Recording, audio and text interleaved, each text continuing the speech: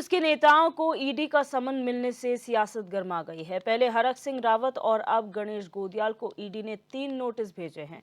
इसे लेकर अब कांग्रेस प्रदेश अध्यक्ष करण माहरा ने टाइमिंग पर सवाल उठाया है। माहरा का कहना है कि सीधे सीधे चुनाव को प्रभावित करने की साजिश है। उन्होंने कहा कि 2 साल पहले हरक पर विजिलेंस की जांच बैठी, लेकिन कोई कार्रवाई नहीं हुई और फिर चुनाव से पहले हरक और उनके परिवार को ईडी का समन दिया गया। तो वहीं जैसे ही गणेश गोदियाल के नॉमिनेशन की डेट आई, वैसे ही उन्हें 3 नोटिस थमा दिए गए।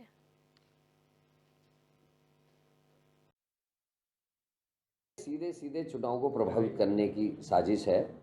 चाहे वो हरक सिंह रावत जी को ईडी का समन हो, आप देख लीजिए टाइमिंग। 2 साल पहले जिसमें विजिलेंस की जांच बैठी है, उसी में कोई कार्रवाई तो हुई नहीं और ठीक चुनाव से पहले उनको ईडी की जांच समन दे दिया। उसमें उनके परिवार के लोगों को, उनके मित्र लोगों को, सभी को उसमें बुला बुला के प्रताड़ित किया गया। उसी तरीके से गोदियाल जी के जैसे ही नॉमिनेशन की डेट आई है, गोदियाल जी को जो है एक इनकम टैक्स का नोटिस, उनकी पत्नी को इनकम टैक्स का नोटिस, उनकी कंपनी को इनकम टैक्स का नोटिस दिया गया है। ये निश्चित ही दबाव की राजनीति और बीजेपी की हताशा और घबराहट को दिखाती है, क्योंकि अगर बीजेपी कॉन्फिडेंट में होती तो इस तरीके को कृत्य नहीं करती। और हमारे साथ फोन लाइन पर जुड़ चुके बीजेपी प्रवक्ता नवीन पिरसाली जी, बहुत स्वागत है आपका HNN 24/7 में।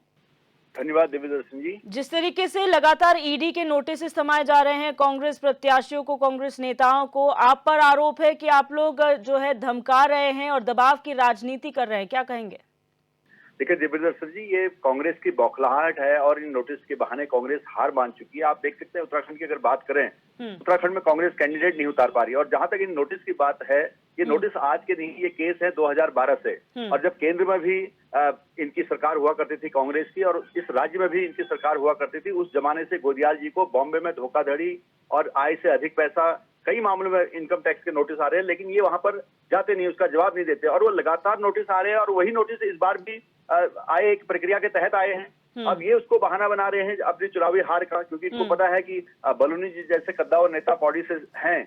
और आज आपने देखा होगा कि राहुल गांधी भी, सोनिया गांधी जी भी, खड़गे जी भी, सभी इसी बात का रोना दिल्ली में रो रहे थे कि हमारे अकाउंट फ्रीज है। जब आप गलत काम करेंगे, गलत कार्य करेंगे, तो प्रक्रिया के तहत आप पर कार्रवाई हो रही है। और गणेश गोदियाल जी को चाहिए कि जो केस इतने सालों से पेंडिंग है, उसमें अपनी हाजिरी देनी चाहिए। इनकम टैक्स से आप नोटिस का पालन करें और इसमें आगे बढ़ें। तो ये प्रक्रिया है, ये कांग्रेस की बौखलाहट है। कांग्रेस हार मान चुकी है अपना और ठीकरा नोटिस पर फोड़ रही है। नवीन पिरसाली जी, लेकिन सवाल तो टाइमिंग पे है कि कौन से टाइमिंग पे उन्हें नोटिस आ रहे हैं। अगर 2012 का मामला है, उसके बाद से अगर नोटिस में वो नहीं जा रहे हैं, रिस्पॉन्ड नहीं कर रहे हैं, तो उसके तहत भी एक स्पेसिफिक कार्रवाई होती है। उसके बाद वो प्रदेश अध्यक्ष भी रह चुके हैं, अब चुनाव भी लड़ रहे हैं, ठीक नॉमिनेशन के टाइम पे ही क्यों? देखिए दिव्यदर्शनी जी, नोटिस लगातार आ रहे हैं, हर साल आ रहे हैं। नोटिस का पालन ये कर नहीं रहे हैं। तो ये पहले भी इनको नोटिस आए हैं और आज इन्होंने नोटिस दिखाए हैं, पहले के नोटिस दिखाए नहीं है। इतना अंतर है बस। आज का नोटिस ये दिखा रहे हैं, पिछला नोटिस नहीं दिखा रहे हैं। आप महाराष्ट्र में धंधा और उत्तराखंड में राजनीति नहीं कर सकते। उत्तराखंड की जनता इसको स्वीकार नहीं कर सकती। आपको मानना पड़ेगा कि आपने धोखाधड़ी की है, आपने सरकार का पैसा खाया हुआ है। तो आप सरकार को जवाब दें, इनकम टैक्स को जवाब दें। जो प्रक्रिया के तहत आप पर नोटिस आया, उसका अनुपालन करें, न कि आप कुछ इस तरह से बहाना मारें कि उसको सिंपैथी लेने की कोशिश करें, सहानुभूति लेने की कोशिश करें और हार का ठीकरा नोटिस पर फोड़ने की कोशिश करें। ये नहीं चलेगा। उत्तराखंड की जनता जानती है, ये सारे बिजनेसमैन हैं जो महाराष्ट्र और अन्य राज्यों में अपना बिजनेस करते हैं और यहाँ जब राजनीति करने के लिए केवल आते हैं ये लोग। पिरसाली जी, आप बने रहिए हमारे साथ मोहन काला जी, कांग्रेस प्रवक्ता भी फोन लाइन पर जुड़ चुके हैं। मोहन काला जी, आप एक तरफ आरोप लगा रहे हैं कि यहाँ पर दबाव की राजनीति भारतीय जनता पार्टी कर रही है, लेकिन पलटवार ये हो रहा है कि आप लोग हार से डर गए हैं, इसलिए इस तरीके के आरोप है, क्योंकि मामले तो बहुत पुराने हैं जिस पर अब कार्रवाई हो रही है। देखिए दिव्या जी, मैं आपके चैनल के माध्यम से कहना चाहता हूँ, ये भारतीय जनता पार्टी की बौखलाहट है और भारतीय जनता पार्टी की जितनी भी मैं इस पर निंदा करूं, वो निंदा शायद कम हो सकती है। अभी भारतीय जनता पार्टी के जो प्रवक्ता हैं, वो ये कह रहे थे कि ये जो है 2012 का मामला है। 2012 के बाद से 2014 से लेकर आज 24 आ गया। 10 साल केंद्र में इनकी सरकार, राज्य में पिछले 7 सालों से इनकी सरकार। क्या सरकार सोई भी थी? सरकार को तब नोटिसों की याद नहीं आई। और आज जिस तरीके से गणेश गोदियाल जी की जो छवि है, जो पौड़ी के अंदर आम जन मानस से जो गणेश गोदियाल जी की आवाज आ रही है, उनके प्रति जो उनका इसने जो प्रेम जनता को उमड़ रहा है।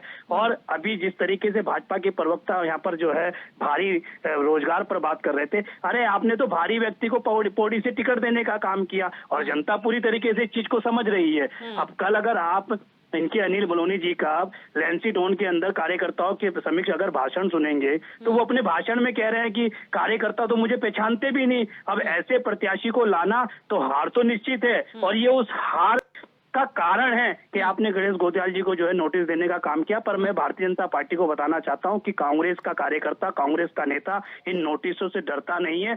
पिछले 2014 से लेकर और अब पिछले 2017 से उत्तराखंड में हम इसी विचारधारा से लड़ने का काम कर रहे हैं और आगे भी पूरी मुस्तैदी के साथ लड़ेंगे। पर भारतीय जनता पार्टी की जो तुच्छ मानसिकता है वो मानसिकता आज उजागर हो रही है और इसको जनता पूरी तरीके से समझ चुकी है और जनता इनसे जवाब करेगी, इन चीजों पे पूछेगी कि भैया अच्छा, 2012 मोहन लेकिन भारतीय जनता मामला था, पार्टी, पर आपको भारतीय जनता पार्टी तो ये भी कहती है ना कि नोटिस तो पहले भी दिए गए, पहली बार नहीं दिए जा रहे हैं, लेकिन आप लोग कभी रिस्पॉन्ड ही नहीं करते उन नोटिस का। जब पेशी होनी वाली होती है आप लोग जाते नहीं हैं।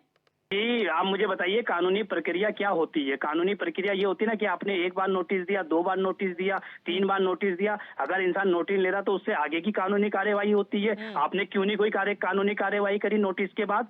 यानी कि आपकी दाल में कहीं काला था, आपकी मानसिकता कहीं ना कहीं जो है पूरी तरीके से इस तरह की वो थी। पर मैं आपके चैनल पर ये बताना चाहता हूँ कि भारतीय जनता पार्टी की तुच्छ मानसिकता को जनता पूरी तरीके से समझ चुकी है और इसका जवाब भी जनता इनको देगी। और गणेश गोदियाल जी की जो लोकप्रियता थी, उस लोकप्रियता से भारतीय जनता पार्टी और इनके प्रत्याशी घबराए हुए हैं। जी, नवीन पिरसाली जी, एक छोटा सा सवाल समझने की कोशिश करेंगे। भारतीय जनता पार्टी के नेताओं ने अलग अलग प्लेटफॉर्म से बोला है कि आने वाले समय में कांग्रेस मुक्त भारत होगा, विपक्ष में पार्टियां नहीं होंगी, तो क्या ये उसकी ओर इशारा समझे कि जो लगातार विपक्षी नेताओं पर कार्रवाई हो रही है कि ऑपोजिशन को एक तरीके से खत्म करने का प्रयास है?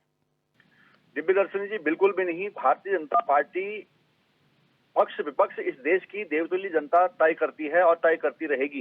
ये लोकतंत्र है, इसमें भारतीय जनता पार्टी तय नहीं करेगी। भारतीय जनता पार्टी अपना लगातार बहुत बेहतरीन प्रदर्शन करती जा रही है और जिसका नतीजा है कि देश की देवतुल्य जनता भारतीय जनता पार्टी को लगातार पिछले बार से हर बार ज्यादा आशीर्वाद दे रही है। तो उसके पर भारतीय जनता पार्टी के नेता ये कह रहे हैं कि अगर यही हाल रहा इन दलों का, जिस प्रकार से कर रहे हैं, लूट खसोट इन्होंने की है, तो जनता उसको देख रही है, जनता फैसला कर रही है।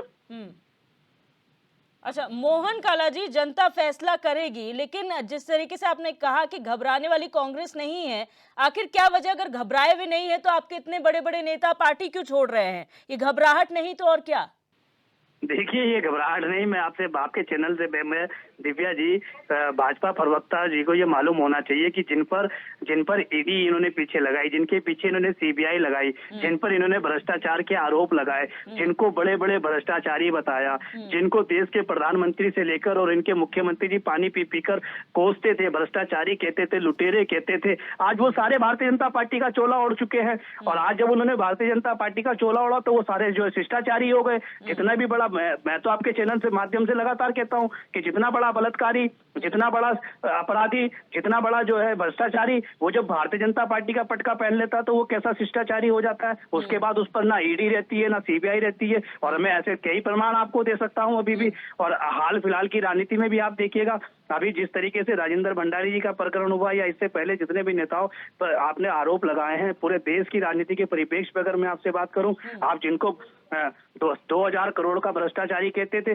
किसी को आप 7000 करोड़ का कहते थे, किसी को 70,000 करोड़ का भ्रष्टाचारी कहते थे, आज कोई राज्यसभा में है, तो कोई जो है सांसद के टिकट पर चुनाव लड़ रहा है, तो कोई कैबिनेट में मंत्री है, तो कोई जो है वो भारतीय जनता पार्टी के संगठन में सर्वोच्च पद पर बैठा हुआ है। तो ये भारतीय जनता पार्टी का जो चरित्र है वो आप जनता जान चुकी है। लेकिन आपके पार्टी के नेताओं ने भी तो पार्टी छोड़कर ये प्रूव कर दिया कि जो भारतीय जनता पार्टी कह रही थी वो सही था।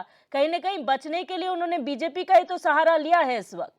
देखिए, इस टाइम देश में एक वॉशिंग मशीन काम कर रही है और उस वॉशिंग मशीन से बेदाग होने के लिए जो है नेता अपनी भूमि, उनको जो है लग रहा है कि भारतीय जनता पार्टी जो है एक पहले के लोगों में डर होता था कि जब वो कुछ गलत काम करते थे तो उन्हें लगता था वो जेल जाएंगे।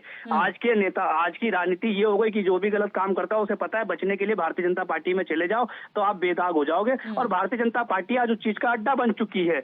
लोगों को जिस पर पहले खुद दाग लगाओ और फिर उनको बेदागी बना दो, उन पर दबाव बनाओ, उन पर ईडी का दबाव बनाओ, भ्रष्टाचार। अब शुभेंदु अधिकारी पूरे बंगाल में प्रधानमंत्री जी पानी पी पी कर उन्हें कोसने का काम करते थे, भ्रष्टाचारी बताते थे। जब इनके बेड़े में आए तो आज वो जो है शिष्टाचारी हो गए, राज्यसभा भी जा सकते हैं, चुनाव भी लड़ सकते हैं, पार्टी के वरिष्ठ पदाधिकारी भी बन सकते हैं। अजीत पवार 70,000 करोड़ रुपए का प्रधानमंत्री जी ने आरोप लगाया। इसी उत्तराखंड के अंदर विजय बहुगुणा जी पर जो है प्रधानमंत्री जी ने आरोप लगाया। कर पा रहे हैं और गणेश गोदियाल जी का क्या हिसाब किताब है? विजय बहुगुणा जी कहाँ पर है? उनके बेटे कैबिनेट मंत्री, उनके बेटे कैबिनेट मंत्री हैं, सब लोग जानते हैं। अब ठीक है, इन्होंने मोहन जो काला है जी, नवीन पिरसाली जी, मैं फिर आपसे एक छोटा सा आखिरी सवाल पूछती हूँ कि जिस तरीके से दो नाम यहाँ पर लिए गए, हरक सिंह रावत और गणेश गोदियाल को साइड हटा के अगर हरक सिंह रावत अब भारतीय जनता पार्टी के दरवाजे पे आते हैं तो क्या आप उन्हें वापस पार्टी में लेंगे? देखो, किसी को लेंगे या किसी को नहीं लेंगे वो मेरे स्तर पर फाइनल नहीं होता है। जहां तक पार्टी की बात है, पार्टी हमेशा हरदम कोशिश कर रही है कि दागी लोग जो हैं उनको शामिल ज्यादा ना किया जाए, पार्टी की छवि जिससे खराब हो ऐसा काम ना किया जाए। भारतीय जनता पार्टी हमेशा इस बात का ख्याल रखती है। मैं आपको बता दूं कि भारतीय जनता पार्टी के अंदर जो अनुशासन है, भारतीय जनता पार्टी का जो चरित्र है और भारतीय जनता पार्टी जिस हिसाब से राष्ट्रवाद की राजनीति को करती है, उसके अंदर एक सिस्टम है। उस सिस्टम में जब लोग आते हैं तो वो भ्रष्टाचार नहीं कर पाते हैं। वही कांग्रेस उल्टा जो है वो कहते हैं लोकतंत्र के नाम पर जिस एक ठग तंत्र उनके अंदर है, वो हर एक देश को लूटने में लगा था। इस देश को उन्होंने लूटा। अब वो कर्म उनके सामने आते हैं तो वो सिंह रावत जी के नेतृत्व में कभी आप दोनों का बहुत शुक्रिया हमारे साथ जुड़ने के लिए और अपनी बात रखने के लिए।